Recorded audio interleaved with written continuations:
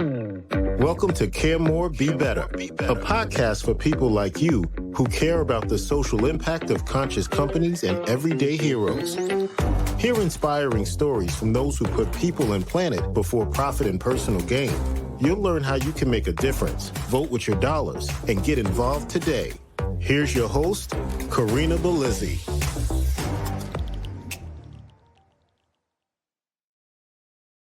Hello and welcome to another episode of Care More, Be Better. Today, I'm thrilled to share with you the culmination of my first class in my PhD program at Prescott College in sustainability education. I decided to undertake a project that would ultimately lead to the development of an Earth First, Health First school lunch packing guide for school-aged children.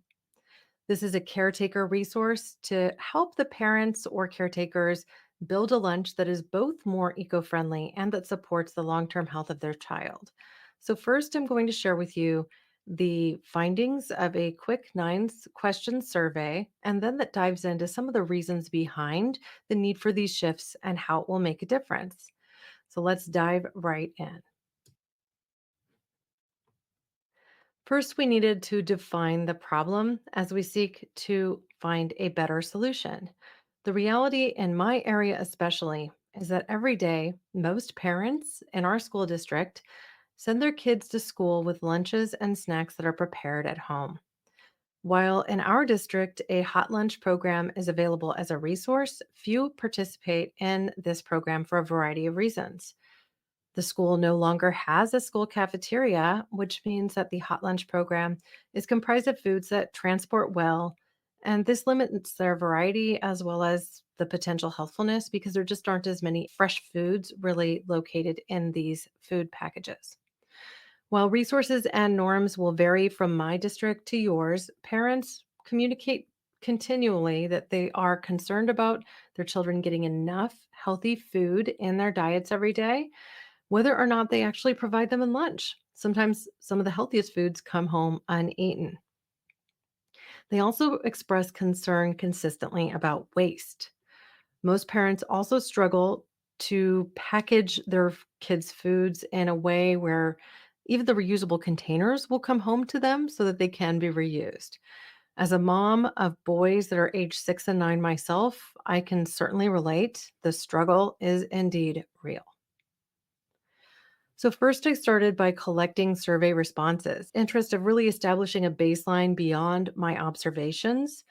I have seen students come with their home packed lunches and watch them enjoy it. Most of them seem to have reusable containers in them, but I also wanted to erase my bias.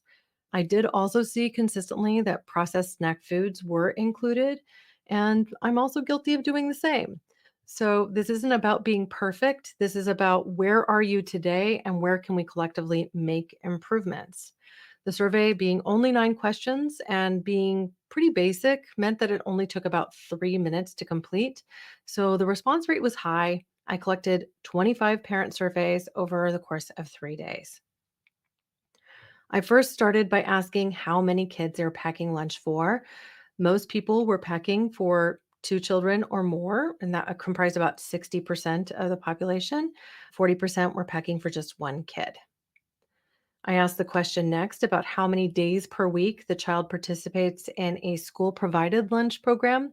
At our school, they call that the hot lunch program. And 56% said they did not participate. 16% said they did 1 day a week, 12% 2 or 3 days a week, and only 4% or one respondent participated all days a week.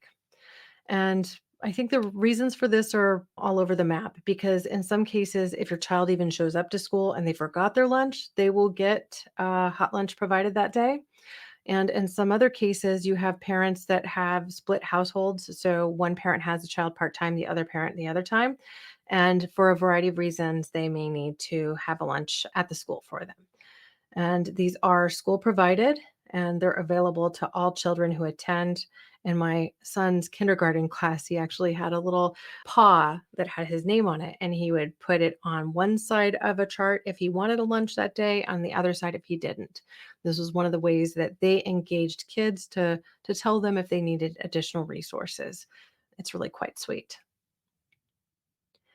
Does your child attend an after school care program? And the reason this question is important is because if they do, parents often have to pack additional foods for their child that day. This will mean they have to do a little bit more work, do a little more shopping. Their child has to carry more with them. And often, what happens in these cases is that parents will end up relying more on prepackaged snacks that transport well. What we found is that 32% attend an after school program, just like my kids. Respondents were then asked what they packed in their lunches. And there was one parent that really stood out. They made an additional comment saying that they put cut up mango and a dry snack. They also handmade some banana muffins at home that included extra protein mix in it because their kid just wasn't fond of protein foods and they're struggling to get enough protein in their child's diet. This has to do with sometimes we have picky eaters. It's hard to get them to eat the things we want them to. But most responses were more like this: I pack a PB&J and some apples, chips or pirate's booty, a cookie, a yogurt pouch, and a Z bar. Or this: a sandwich, cucumbers and carrots, fruit and veggies, a granola bar, pretzels, popcorn, and a fruit snack. Most parents pack a fruit snack. Of the items you pack, how many of these items are fresh fruits or vegetables? Most people are packing at least one. Actually, 72% in total are packing one or two. And then the rest are smattering of below that bell curve. 16% pack three, 8% pack four, and one respondent packed five or more.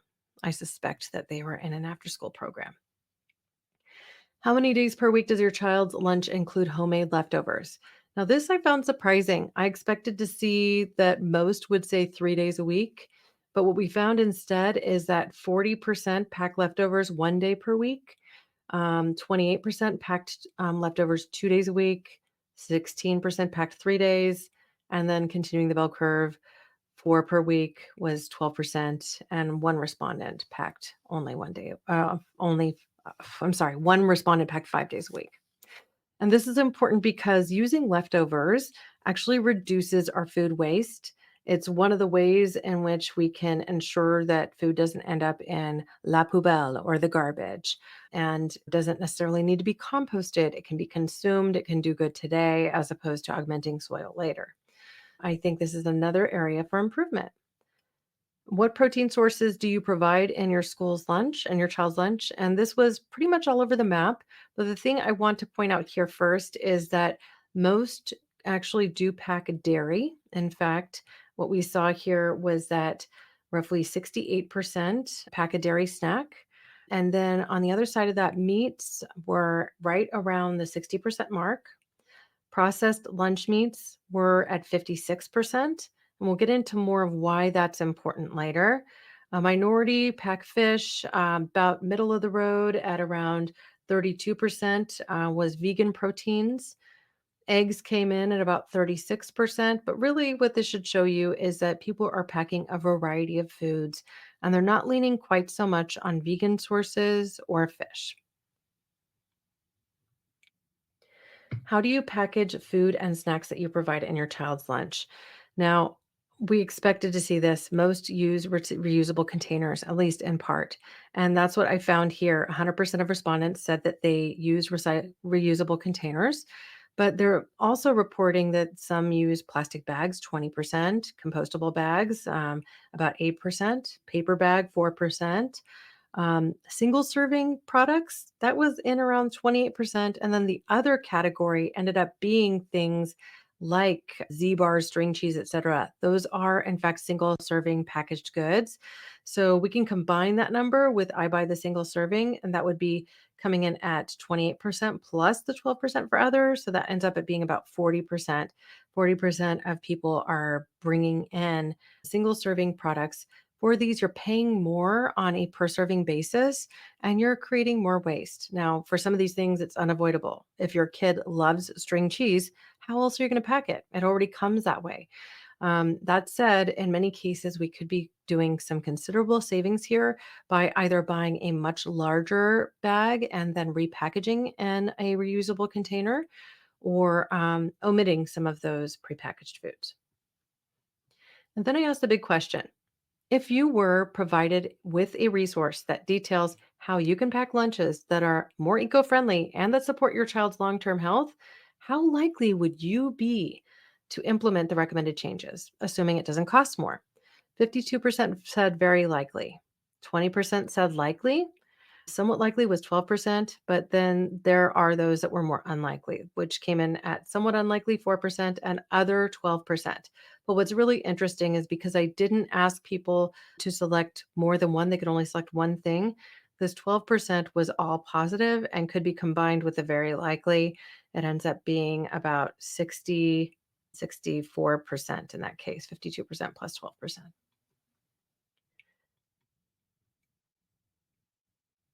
So, the summary of survey takeaways really, this is our starting point. All participants are already using some reusable packaging, but 28% use prepackaged snacks and 20% use plastic bags. That's almost 50%. Everyone packs at least one fruit or vegetable per day. This is a great start.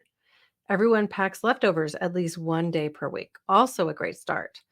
Participants mentioned packing a thermos or using silicone reusable bags. This means that they are really thinking about the eco friendliness of their choices. Some parents note that they do have picky eaters, though, and they resist eating more complicated foods, and just getting the nutrition in them is what's important to them. So, overall, generally speaking, we are doing our best, but we think we can do a little bit better. That's the message I'm getting from people. Generally speaking, the foods that are mentioned do cover all of the primary nutrition needs of the kids. They're covering their protein, they're covering their carbohydrates and their fat needs, sure, across the board. But they may not be getting enough fiber, and they may also not be getting enough of the core micronutrients that support their health and development for the long term. So we'll get into that in this next stage as we talk about challenges. The first major challenge we have to discuss is packaging waste. Prepackaged snack foods, sure, they're convenient, but they're also super wasteful. We pay more per serving, and our environment pays too. The more prepackaged and processed foods we include in our lunches, the higher the environmental cost from a water use perspective, from transportation perspective, and from an energy perspective. But how bad is that chip bag that you're packing? Let's get into it. First of all, non-compostable options, they take a long time to degrade. This resource is from foodprint.org. I encourage everyone to take a look at this page because they have so many resources here which can help you figure out exactly the steps you can take to reduce your food print, which is essentially the footprint of your eating choices. Now, you'll see that a banana, or it takes about 2.5 weeks to decompose in a biodegradable arena. A carton of milk, the container takes about 3 months. A single use plastic bag, that takes 50 years. A can, 80 to 100 years. And here's the thing that people don't necessarily understand, that soda water can that you buy, it is lined with plastic. So there is plastic to it too. And then something as simple as a plastic water bottle, that's 450 years. A chip bag is also in that arena, as much as 500 years to decompose. You now see chip bags floating in our oceans, in our waterways, drifting down the side of the street. They are everywhere, they are ubiquitous. As we think about this, we need to understand a few things. First, plastic contains chemicals that can leach into our foods, posing health risks. They contain endocrine disruptors, which means they can throw your hormones out of balance. This is one of the things that scientists believe may be connected to early onset of puberty. Girls are going through puberty earlier and earlier. Girls are starting their periods now often in the fourth grade. So at 8 or 9 years old, sometimes 10. And when I was growing up, granted, that was about 40 years ago, we were starting our periods, generally speaking, around the age of 12, 13. So some of these changes are affecting our bodies, they're affecting how we react to our environment, and it's important that we address them. We also know that food cans are often lined with plastic coatings that contain BPAs or other bisphenols, which are forever chemicals that are really challenging in our environment as well. They seem to stick around. It's not like they can easily be removed. And with the question of recyclability, this one often comes up. Oh, well, I do my best to recycle. Our municipality is better than most at recycling, but only 5% of plastics from the United States are recycled. At best, in the past, when we were shipping most of our plastics to China, we had recycle rates of about 10%. So, this is an obvious problem that we need to fix. So, here is that final note. Many chip bags contain different plastic materials. Some of them are even aluminum materials. What this signifies is that the chips in the chip bags themselves, would take hundreds of years to biodegrade. So here is a local resource for Santa Cruz County. I've linked it below, but even if you were to just Google Santa Cruz County recycling or garbage, you'd get directed to this particular file, which goes over what you put in the garbage, what you put in recycling, and what you can compost. Now, I want to talk about what we can recycle first because there's some misunderstandings here. A lot of people have converted from milk dairy to using a nut milk dairy, and most nut milk dairies are packaged in these Tetra Pak style containers. Sadly, they are not in our recycling list. Even though you can recycle what over here on the right, like the Tropicana style milk carton style containers that are in the refrigerator, that kind of waxed carton that you see for milk and the juices that you see there that are more carton oriented, those are recyclable, but these Tetra Paks are not. So you do need to put your Tetra Paks in the garbage. And even though plastic films are recyclable, most of the bags that you receive your foods in are not. Those chasing arrow symbols can be deceptive.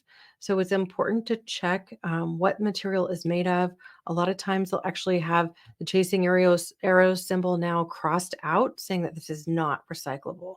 So pay attention, be aware of what you can recycle in your arena, and don't forget that you can compost. Our green waste bins in Santa Cruz County, you can literally just put all of your food scraps in the green waste bin along with your yard trimmings, and they will be composted. So you can place all of these in there. Now, if you prefer to keep your food scraps separate, you can require or request a food bin from the municipality, and they will send it out for you with your next garbage pickup. So now let's get to this second big question. This is the food print challenge. How do we minimize our food print? When we talk about a food print, we're looking at a variety of things. And I know that this slide is super sciencey, so I'm just going to talk over it very simply. First, we have greenhouse gases and greenhouse gas emissions. This combines things like methane and also, of course, your CO2, but other chemicals like refrigerants that also end up in our atmosphere. Some of those are harder to draw down. So, something like methane, that's 16 times worse than CO2 emitted by your tailpipe. It's a lot harder to get down from the atmosphere. It takes longer. And so, therefore, it has a greater impact. The reason that cows in particular are really tough in this arena is because they basically belch up methane while they're chewing their cud. And so that methane ends up going out into the atmosphere. It's much beyond their poop, okay? Moving on from greenhouse gas emissions, we should talk about acidification. Acidification refers to the reduction in pH of our oceans over time. This is caused because we have a plethora of CO2 in the atmosphere, and the even motion of the waves in our oceans essentially absorbs what is in the air into the ocean. Because we have more CO2 in the atmosphere, the ocean starts absorbing more CO2. Roughly half of the CO2 that is kept on Earth as opposed to up in the atmosphere is handled by trees and things like our algae strains and seaweeds. The other half is really absorbed into the ocean. And with that absorption, we see its rising acidification. This is because the ocean absorbs the CO2 and it reduces the pH of the ocean. So this is one part of the problem, that ocean acidification creates an environment that is not as friendly for a lot of sea species, including the larval stage of mollusks It's impacting the extinction of a variety of sea creatures, so many of which we can't see. And ultimately, if the ocean becomes too acidic, then it will stop supporting life. So, this is something that we really care about. It's affected also by eutrophication, which is the third item on this list. Eutrophication is an excessive richness of nutrients in a lake or other body of water. This comes from runoff from agriculture. So when you grow all sorts of foods, you put surplus fertilizers on that ground, as well as pesticides and other things that end up in our water. They run off into the oceans, and this can do things like create algae blooms because you have this nutrient denseness in the water very suddenly. So you have an immense bloom of algae. The algae then starts to kind of die off. And in that die off phase, it takes a lot of the oxygen from the water with it, which causes mass death of fish because they don't have any oxygen in the water to breathe. They basically suffocate in the water, right? So you'll see things like a bunch of small fish washing up onto shores of Florida or Italy or wherever these are happening. And it's a problem around the world that we need to be aware of. So reducing this kind of eutrophication, this effluence from farming into our waterways is really important. And then the last of which is land use on this chart. We have a limited amount of land. This is the reason that we have so much clear cutting happening when you go down to South America and you're looking at the rainforests and the Amazon and all that. The clear cutting is happening to make more grazing land because we have limited arable land. Arable land is a space where you can have grazers on it. You can grow things. You have access to fresh water so you can water and things along those lines. Really, arable land is potential farmland. And potential farmland is now coming from a lot of deforestation too. So this is a limited finite resource, and guess what takes up a lot of it? You got it, the cow. So this is the reason many people say reducing our consumption of these sorts of land animals in particular can help to move the needle in favor of reducing global warming, in favor of the planet's health ultimately. The fresh water needed to grow food is also of prime importance, and it can be extreme based on different sorts of food. If for every pound of beef that you're looking to create, it takes 1,800 gallons per pound of water. For every pound of pork, you're looking at 717 gallons. Chicken, 518 gallons. You move on to the vegetarian sources, and even the ones that require quite a bit of water, like asparagus. Asparagus is at 201 gallons. Okay, may not be your best protein source, but all vegetables have some protein in them. So it makes sense to be consuming a wider variety of foods and relying less on these particular animal sources. Wheat, 169 gallons per pound of wheat. Carrots, 14 gallons per pound. Some of the nuts are quite expensive with regard to water. We don't list almonds on this particular list, but 47 is the number of gallons of water you need to grow a pound of walnuts. And I've heard that in the case of almonds, a single almond takes 1 gallon of water to grow. Now, this is partially the methods that we're using to farm things like nut trees and fruit trees. We can definitely make some improvements here. Some growers are now sending their watering apparatuses underground, and so that they can water at a much reduced rate instead of just relying on channels of irrigation, which can be quite wasteful since surface water tends to evaporate. The mean greenhouse gas equivalents per 2,000 calorie diet is broken down in this next slide, where we're looking at specifically how much greenhouse gases are created if you consume a diet that's high in meat, per se. If you consume quite a bit of meat, which is defined as being 3.5 ounces a day, which is what, about the size of a deck of cards. If you eat one serving of meat every single day, then you're looking at an equivalency of your greenhouse gases being around 15.9. However, if you eat less than that, it comes down significantly, with vegans being, of course, the least impactful insofar as the greenhouse gases converted from their diet. They come in around 6.4 versus the high in meat diet being at 15.9. So you really can make a difference with every meal of the day. I personally like to advocate for this concept of no meat before dinner or no animal products before dinner so that we can make better choices a couple times a day. Now, that may be impractical in your household, trying to get the right nutrition into your child given your family's dietary needs, but we can move in this positive direction bit by bit, day by day, with awareness. So if you look at a serving of beef versus a serving of chicken, this is actually in a YouTube video that I link at the end of this presentation by Vox and in collaboration with University of California. At any rate, 330 grams of CO2 equivalent from a serving of beef versus 52 for chicken. So we really can reduce our carbon imprint just by shifting what type of animal products that we're consuming. Comparing that to fish, 330 for the beef versus 40 grams for a serving of salmon. And if we were to compare it to lentils, this is off the charts. You go 330 for beef to only 2 grams when you're looking at lentils. So this highlights for us the simple shifts we can make to have a lower carbon imprint on our environment. But it's not just the environment that counts. The fact is that health challenges exist from eating highly processed foods. And these packaged foods that we consume, guess what? They tend to be very much negative for our health. Here are some of the health effects of eating highly processed foods. This has to do with how our cells process the nutrients that we bring into our body, our endocrine system, our neuronal pathways, our immune system. And the reality is that when we consume a diet that is high in processed foods, and especially highly processed foods, there are many health concerns that erupt from them.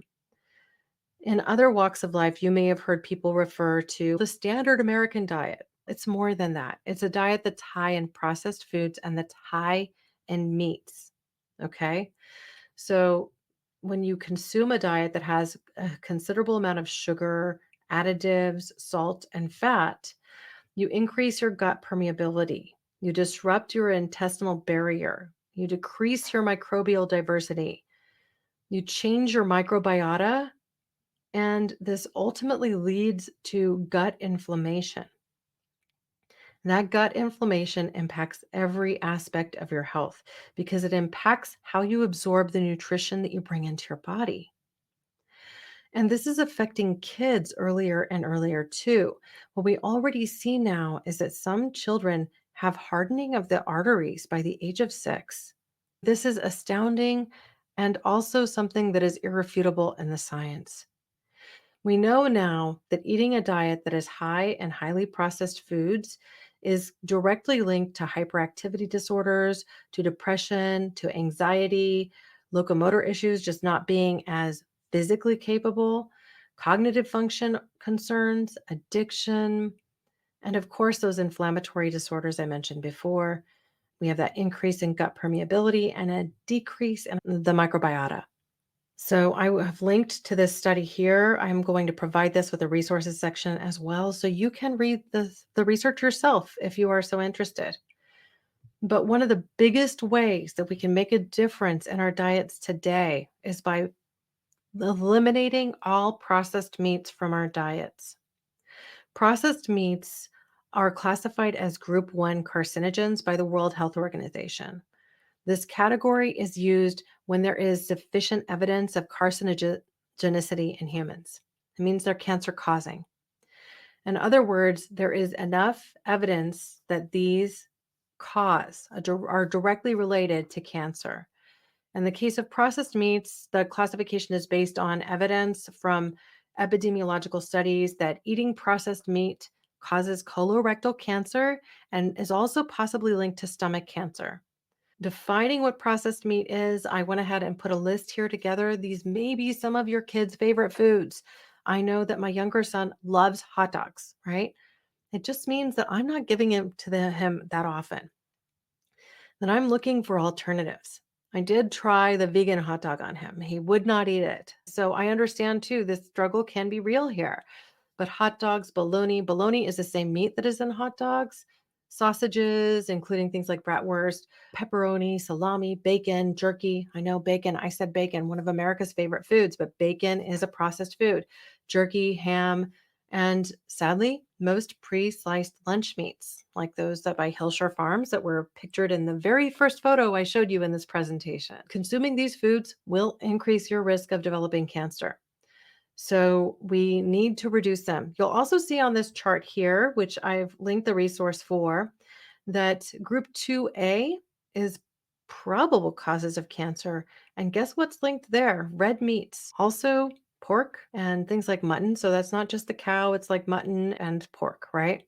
Fish is not included in the class 2A, nor is chicken. So those two are not listed as potential carcinogens. So, what does it take, given all this knowledge, to pack a lunch that both supports the health of our kids and is better for the planet? Before we answer this question, we should take a peek at some common sense recommendations from the USDA and from medical experts. The USDA put out this simple chart which shows you how to alleviate food loss and waste concerns. The first is to plan ahead, build meal plans, make your shopping list, and try to stick to it. Make smart servings. Ensure that you're actually giving your child the appropriate amount of food. Love your leftovers. I've said this before and I'll say it again. You might as well serve it again or freeze it for later if you're not able to eat it right away. And compost, don't trash. So use that compost bin. I love that the USDA offers this resource in multiple languages. I've highlighted this one here in both English and Spanish, but they had many, many more languages available. You could click on that link and go ahead and download the one that's appropriate for you. So, as we talk about servings, what is a serving? How much do your kids need? So, this is actually from a children's health resource specifically for the serving size per age. I often wondered, what is a serving? The peaches that I get, even at the farmer's market, are easily 2 servings. So, to think about it like that, to perhaps cut up the fruits or veggies to increase the chance that your child will actually eat it, is, I think, a good way to go. So here for kids age 1 to 3, you're looking at a quarter cup to a half cup, dependent on the actual food. For 4 to 5 year olds, it's a third of a cup to 3/4 cup for a serving size, dependent on the food. And you see that in the chart here. And then 6 years or older is a half a cup to 1 cup, dependent again on the food. Um, so I will note here that nuts, of course, because they're much more energy dense, have a lower serving size, which is more like an eighth of a cup or a couple tablespoons of peanut butter, something to that effect, since they are much more energy dense. And this is where my tips come in before I tell you what I think you need to do to minimize your eco footprint with the lunches as well as to fully support your child's health.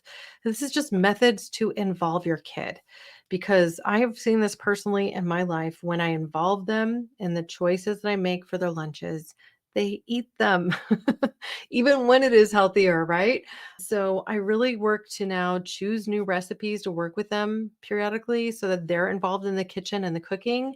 I'll bring them with me shopping. I don't do that on every shopping trip, but when I do, I ask my kids, yes, you can choose one thing from the produce department today, no matter what you want, and we'll create something around that one thing, right?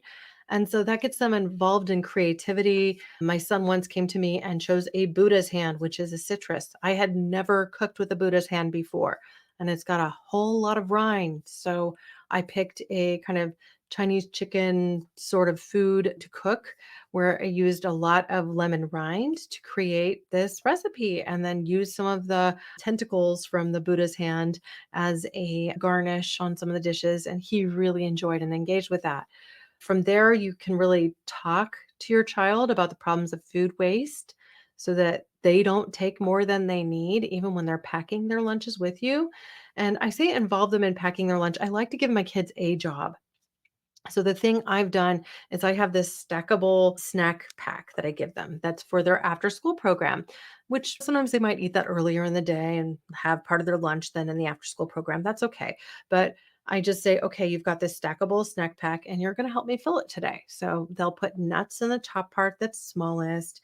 And then they might take orange slices and put them in the middle. And then have something like in the bottom part, like goldfish or chips or something along those lines. And that means that they've got a variety of snacks with them and they've bought into it. They've packed it themselves. They know what they've have. And I think it actually improves their receptivity overall. A simple guide here that shows you a visual of how much a serving is can also help engage them. Like I loved here that this particular site, children's.com, showed that a yo-yo is a half a cup serving and to look at vegetables or pasta that way. And the meat is a deck of cards. They can relate to that. Cheese, a serving is 4 dice. 4 dice is roughly 1 ounce. So it's good to involve them in these visuals too. So here's the nitty gritty. I've given you 3 steps to build a healthier packed lunch, including a few snacks. Now, the key here is to start with fresh fruits and vegetables. If we can make sure that they are getting 3 servings of fresh fruits and vegetables a day with their lunch, then we're going to be much more likely to help them reach the 5 servings of fruits and vegetables that health experts recommend we consume each and every day. Yes, we can take this eating a rainbow perspective. I think that's a great approach. But focusing on getting a variety of fruits and veggies, not just fruits, will also ensure that our child's microbiota is much more healthy. They'll get and more fiber makes the digestion system much more healthy. We need to reduce or eliminate highly packaged and highly processed foods. And if you take one thing away from today, I would say eliminate the processed meats. If we can eliminate the processed meats, we're doing our kids a world of good. And that may mean that if you like to pack them their school lunches, that instead of getting the Hilshire Farms container that's made of plastic of sliced deli meats, you can instead get a whole chicken, make the chicken, and then slice fresh chicken for their sandwiches and things like that. They'll enjoy it as much or more. They won't be getting a ton of excess salt that they don't need from the deli meats, and they're going to ultimately you'll reduce your food waste along the way. You won't have as much plastic recycling, which won't likely get recycled anyway. So you'll be impacting your footprint in that way as well. And then focus on whole, fresh foods and whole grains. This is really a no brainer, but the moment we start to go to refined foods where the wheat germ is removed, we remove a lot of the potential benefit of that food. So there's a lot of great things about healthy breads out there. I like to consume organic bread for the most part. I love to pick up bread at my local farmers market, as well as go to some of our incredible local resources like Alfaro's sourdough. They even sell that at Costco now. So you can get some really great quality breads at these places, some of which are fully whole wheat. I even get a cracked wheat sourdough from Alfaro's that I absolutely love, and our kids love it too. Companion Bakery has a variety of really fantastic whole wheat breads available. If you are a artisanal bread lover, then I encourage you to check them out. And one last note as I move on here, when you focus on real whole foods, it is best for us to look at options that are as unprocessed as possible. This means things like not overcooking. If we grill on the grill, we may love the sear we get on a steak, but it's actually not as healthy for us. The healthiest way to consume your meat products is baked or steamed or boiled. And so, if we can do more foods along those arenas, like stews, whatnot, things that are wet cooked tend to retain a healthier profile. Add more plant-based snacks to these meals. You can include protein sources that like hummus and veggies, green beans, salads, curried tofu, bean and rice burritos, bean dips and chips, quinoa salads with cranberries and nuts, chia seed pudding, overnight oats, things like that that you can make in your fridge that are super easy. They can really be treats and they can introduce a lot of very healthy things into your child's diet. So, when we get into building an earth friendly lunch, it may not be a surprise that doing some of the same things or echoing some of the same things I said on the prior slide they're really right there. So we need to first look at buying local because when we buy local, when we integrate with locally available foods, they have a lower footprint because they aren't traveling as far.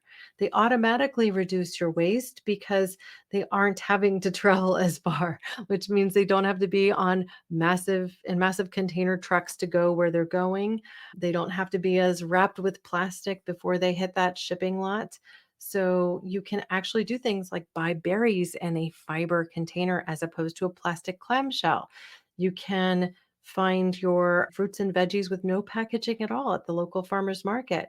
Scotts Valley Farmers Market runs from, I think, the end of April through November. Ones in Santa Cruz and Felton run even longer stretches of the year, I believe, but really for about 8 months of the year, we solidly have several options available. We can also find local produce at our independent local health food stores, including those markets like Scotts Valley Market, Wild Roots Market. Those are in Wild Roots is in Felton, Scotts Valley Markets in Scotts Valley.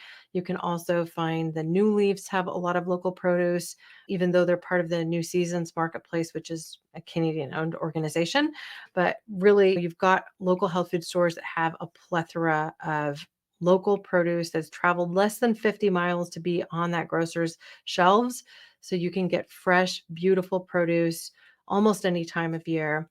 If you buy local and buy in season, you're going to be doing even better because that will ensure that you've got that product at the time when it's designed to have its peak nutrition. So eat your summer fruits towards the end of summer. You eat your berries from like spring, and you can always get frozen goods of these sorts to enjoy year round. Number two is to reduce your waste.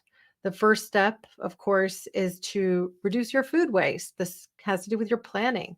Compost what you can't or save it for later. Consider doing something like making a batch of a stew that you can freeze part of and come back to later before you're sick of it, right? So you eat some now, you eat some in a couple weeks when you defrost it. We can mix our food waste with our green waste bin. So don't forget that. Or you can special request your compost bucket from Green Waste. We can use reusable packaging and keep those prepackaged snacks to a minimum. If your kid is in love with their pirate's booty, get the big bag and repackage it in your silicone bag or another clamshell or something to that effect that you reuse. This will reduce the amount of the chip bag material that is out in the environment and it will save you money because that big bag of pirate's booty, you're paying a lot less per serving than you are when they're individually packaged. If your kid is a picky eater, consider to involving them more in food choices because in my experience this helps. I have a child who's 6 years old and he's autistic on the spectrum and he develops the foods that he loves and then will eschew almost everything else. I'm always transitioning or trying new things with him. And I have even done something as silly as cut the strawberry in a shape to get him to engage with it more. I mean, generally speaking, fruits aren't a problem, but some other foods he just won't touch. If I pack the carrots and hummus that you see here, he'll eat all the hummus with his finger or with a carrot, but leave the carrots behind, lick them clean and put them back. He loves the cucumbers, so he would eat that. But from the sandwich, he might only eat what's inside and leave the bread behind. So we listen to our child and then think about the ways that we can pack his lunch differently so that we have greater success with time. And this has meant in some cases making him what I call the naked sandwich, where the bread isn't there but everything else is, and he can eat it with his fingers, the lettuce and the cheese and maybe the lunch meat or whatever else is in there. I did say lunch meat. We do resort to that from time to time, but I often have something like sliced chicken in there as well. And he loves those finger foods. So we thought about that and we contain more finger oriented foods and his lunch that he can eat kind of piecemeal.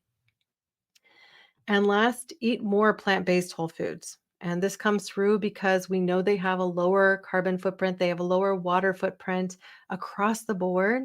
They are really healthy for you and they contain a ton of micronutrients that are challenging to get in other ways. So, generally speaking, if we can get our kids not only to eat whole foods, but to be a little bit more plant-centered, they're going to be healthier for the long term. I did include in this presentation a couple of other additional resources, but because these are videos you can watch on your own, I'm simply going to reflect on them for a moment, and then I will offer the link for you to be able to review them. Okay. One of the first resources I want to send you to is Eat for the Earth. Eatfortheearth.org is their website. They are a local community that is inspired to help people discover plant foods and food as medicine. They have this health conference that they're running on Sunday, October 20th, and you can find out more directly on their website. You can also choose to participate in upcoming lectures and events that are hosted by that Santa Cruz not-for-profit, including their Community RX or Salud en tu Plata program. The Salud en tu Plato program started out first in Watsonville, but is now extending into Santa Cruz with Community RX. And what this is an event where they run you through a basic health screening. You fill out some questionnaires. They take your weight and your blood to check a couple of health markers, and then introduce you to some of the concepts of eating a plant-based diet. And then you can actually see the before and after effects after participating in a program for a couple of weeks. They'll do the health screening again after 2 weeks. So to find out more about it, I encourage you to visit their site, and you can actually explore a few videos as well on the site that help you to better understand the impact of your food choices on the environment. Their whole perspective around eating for the earth is to champion plant-based sources of food, and I think they're a fantastic resource. The next is a video, and this is actually by Foodprint. It's a couple of minutes long, but if you go to foodprint.org, you can watch this video and learn a little bit more about the impacts of food choices on the health of the environment. And then this other piece I have listed is by Vox in collaboration with University of California. And when I showed you earlier in this presentation, a slab of beef next to one of chicken, or the slab of beef next to some lentils, and showing you the difference of their carbon footprint, those were snapshots taken directly from this video. It's an incredible educational resource, and I really think that you'll enjoy watching both of them. I will link both with show notes for this episode and encourage you to reach out to me with questions or with other ideas that you'd like to see me explore in future episodes of Care More, Be Better. I will, of course, include show notes as well as the video version of this podcast and the audio version on my website at Circle B under the podcast for Care More, Be Better. And if you have a specific question, YouTube, you can pose a comment, or you can reach out to me in social channels as well. The email for my podcast is hello@caremorebebetter.com, and I encourage you to reach out directly. With that, thank you all for visiting with me today. I hope you have an amazing week and look forward to connecting again in a future episode. Thank you, listeners and watchers, now and always, for being a part of this pod and this community, because together we really can do so much more. We can care more, we can be better, we can even help solve some of these real challenges in our daily lives, grow healthier kids, and help the climate along the way. Thank you. Thanks for listening to Care More, Be Better, a podcast for social good. To make sure you never miss an episode, subscribe, rate, and review wherever you listen to podcasts, and share with your friends to help us reach more people and spread more social good.